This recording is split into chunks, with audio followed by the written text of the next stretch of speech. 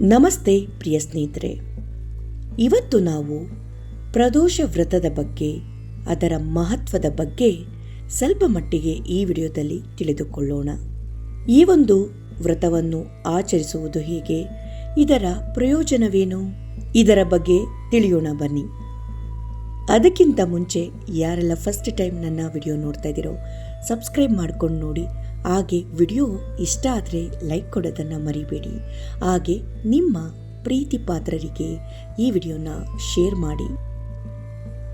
ಪ್ರದೋಷ ವ್ರತವನ್ನು ತ್ರಯೋದಶಿ ವ್ರತವೆಂದೂ ಕರೆಯುತ್ತಾರೆ.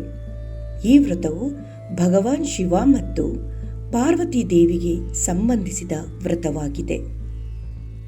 ಈ ಒಂದು ವ್ರತವನ್ನು ಆಚರಿಸುವುದರಿಂದ ಆ ವ್ಯಕ್ತಿಗೆ ಉತ್ತಮವಾದ ಆರೋಗ್ಯ ಮತ್ತು ದೀರ್ಘಾಯುಷ್ಯು ಲಭಿಸುತ್ತದೆ ಎಂದು ಪುರಾಣಗಳಲ್ಲಿ ಉಲ್ಲೇಖಿಸಲಾಗಿದೆ. ಈ ಒಂದು ವ್ರತವನ್ನು ತಿಂಗಳಲ್ಲಿ 2 ಬಾರಿ ಆಚರಿಸಲಾಗುತ್ತದೆ. ಪ್ರದೋಷ ಪೂಜೆ ಎಂದರೇನು ತಿಳಿಯೋಣ ಬನ್ನಿ. ಪ್ರದೋಷ ಪೂಜೆ ಎಂದರೆ ತ್ರಯೋದಶಿ ತಿಥಿಯಂದು, ಅಂದರೆ ಪ್ರತಿ ತಿಂಗಳ 14ನೇ ದಿನದಂದು ಆಚರಿಸಲಾಗುವ ಶಿವನ ಪೂಜೆ.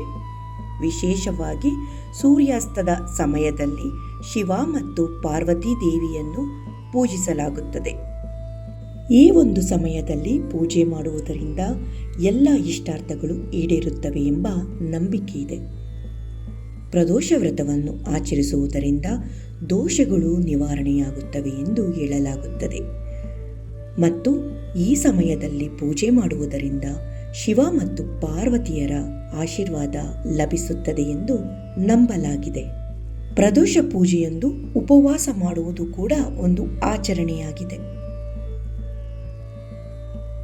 ಸೂರ್ಯಾಸ್ತದ ನಂತರ ಮತ್ತು ಆ ದಿನದ ರಾತ್ರಿ ಆಗಮನದ ಮೊದಲ ಸಮಯವನ್ನು ಪ್ರದೋಷ ಕಾಲ ಎಂದು ಕರೆಯಲಾಗುತ್ತದೆ.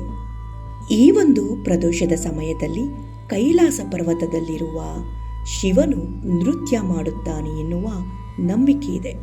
ಇದರಿಂದಾಗಿ ಜನರು ಶಿವನನ್ನು ಮೆಚ್ಚಿಸಲು, ಅವನನ್ನು ಒಲಿಸಿಕೊಳ್ಳಲು ಈ ದಿನ ಪ್ರದೋಷ ವ್ರತವನ್ನು ಆಚರಿಸುತ್ತಾರೆ. ಶಾಸ್ತ್ರಗಳ ಪ್ರಕಾರ ಮಾಸದ, ಅಂದರೆ ತಿಂಗಳಿನ 2 ಕಡೆಯ ತ್ರಯೋದಶಿ ತಿಥಿಯ ಸಂಜೆಯ ಸಮಯವನ್ನು ಪ್ರದೋಷ ಎಂದು ಕರೆಯಲಾಗುತ್ತದೆ. ಈ ಒಂದು ಪ್ರದೋಷ ಪೂಜೆಯನ್ನು ಹೇಗೆ ಆಚರಿಸಬೇಕು ಎಂಬುದರ ಬಗ್ಗೆ ಸ್ವಲ್ಪ ತಿಳಿಯೋಣ ಬನ್ನಿ.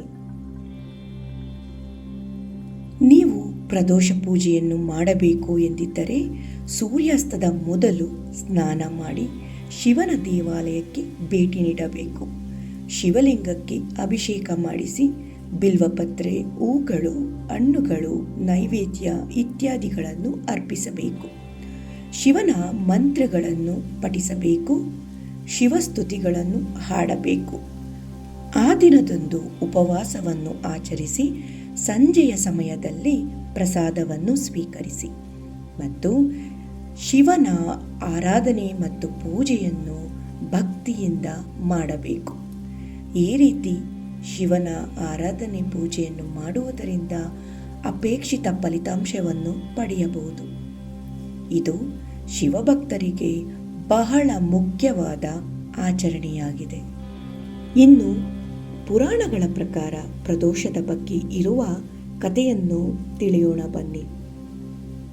ಪುರಾಣದ ಪ್ರಕಾರ ಕಾರ್ತಿಕ ಮಾಸ ತ್ರಯೋದಶಿ ತಿಥಿ ಪ್ರದೋಷ ಕಾಲದಂದು ಶಿವನು ಹಲಹಲ ವಿಷ, ಅಂದರೆ ದೇವರು ಮತ್ತು ಅಸುರರು ಕ್ಷೀರಸಾಗರ ಮಂಥನ ಮಾಡುವಾಗ ಉಂಟಾದ ವಿಷವನ್ನು ಕುಡಿದನು.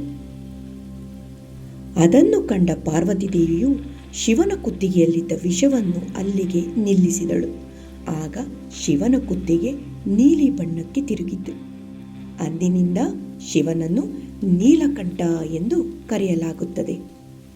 ಆಗ ಎಲ್ಲ ದೇವತೆಗಳು ಸಂತೋಷಗೊಂಡರು. ಶಿವನು ಇದನ್ನು ಕಂಡು ನಂದಿ ದೇವರ ಕೊಂಬುಗಳ ನಡುವೆ ನೃತ್ಯ ಮಾಡಲು ಆರಂಭಿಸಿದನು.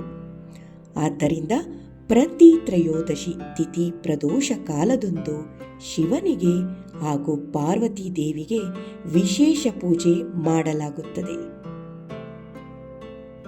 ಈ ಒಂದು ಪ್ರದೋಷ ದಿನದಂದು ಉಪವಾಸ ಮಾಡದೇ ಇದ್ದರೂ ಸಾಧ್ಯವಾದರೆ ಶಿವನ ದೇವಾಲಯಕ್ಕೆ ಭೇಟಿ ನೀಡಬೇಕು.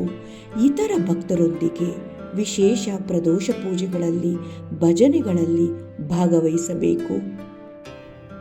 ಓಂ ನಮಃ ಶಿವಾಯ ಎಂದು ಜಪಿಸಿ ಮಹಾಮೃತ್ಯುಂಜಯ ಮಂತ್ರವನ್ನು ಪಠಿಸಬಹುದು. ಹಾಗೆ ಶಿವನ ಬಗ್ಗೆ ಇರುವ ಕಥೆಗಳನ್ನು ಓದುವುದು ಕೂಡ ಸೂಕ್ತವಾಗಿರುತ್ತದೆ. ಹೀಗೆ ಮಾಡುವುದರಿಂದ ನಮ್ಮಲ್ಲಿ ಆಧ್ಯಾತ್ಮಿಕ ಶಕ್ತಿ ವೃದ್ಧಿಯಾಗುತ್ತದೆ.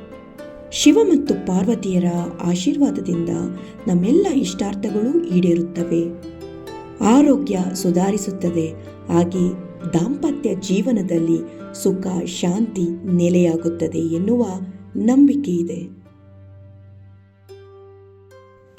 ಈ ಒಂದು ಪ್ರದೋಷದ ಬಗ್ಗೆ ವಿವರಣೆ ನಿಮಗೆ ಇಷ್ಟ ಆಗಿದೆ ಅಂತ ನಾನು ಭಾವಿಸ್ತಾ ಈ ಒಂದು ವಿಡಿಯೋನ ಇಲ್ಲಿಗೆ ಎಂಡ್ ಮಾಡ್ತಾ ಇದ್ದೀನಿ.